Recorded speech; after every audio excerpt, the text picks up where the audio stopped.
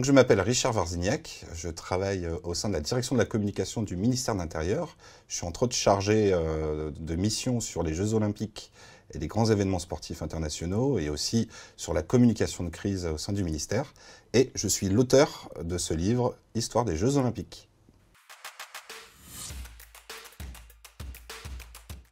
À huis clos, bien sûr, puisque les Jeux Olympiques, seulement à 2 reprises dans l'histoire, la Première Guerre mondiale et la Deuxième Guerre mondiale, les Jeux Olympiques ont été annulés. Et là, pour la première fois de l'histoire, des Jeux Olympiques ont été reportés d'1 an pour cause sanitaire du fait du Covid, comme tout le monde le sait. Mais les Jeux Olympiques ont lieu, se tiennent, et c'est ça l'essentiel pour les sportifs qui s'entraînent corps et âme pendant des mois, des années, qui vouent leur vie à ce Saint Graal. Donc évidemment, des Jeux Olympiques à huis clos. Eh bien, Jeux Olympiques d'été, évidemment, c'est l'angle de mon livre, mais il faut savoir une chose, c'est que jusqu'en 1924, les Jeux Olympiques d'hiver étaient intégrés dans les Jeux Olympiques.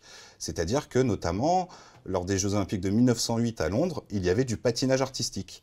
En 1924, Paris a décroché l'organisation des Jeux d'été et Chamonix, les Jeux d'hiver. Donc, Jeux Olympiques d'été. Paris 2024, puisque dans 3 ans, nous aurons la chance d'être spectateurs aux premières loges de ce plus grand événement sportif mondial.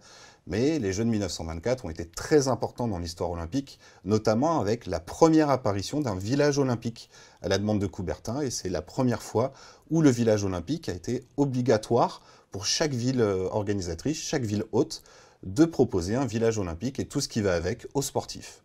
Mais 2024, puisqu'on a hâte d'y être.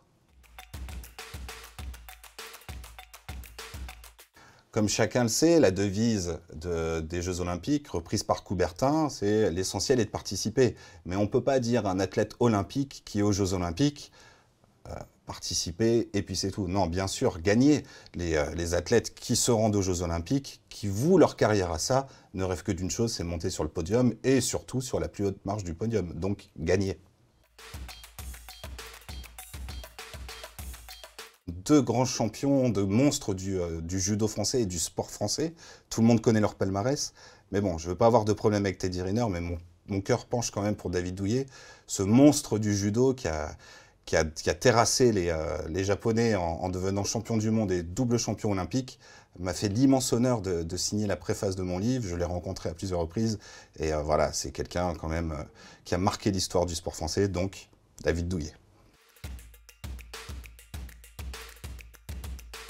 C'est le cœur même du sujet de mon livre, c'est-à-dire que toutes les petites histoires de ces athlètes, ces petites anecdotes composent cette grande histoire.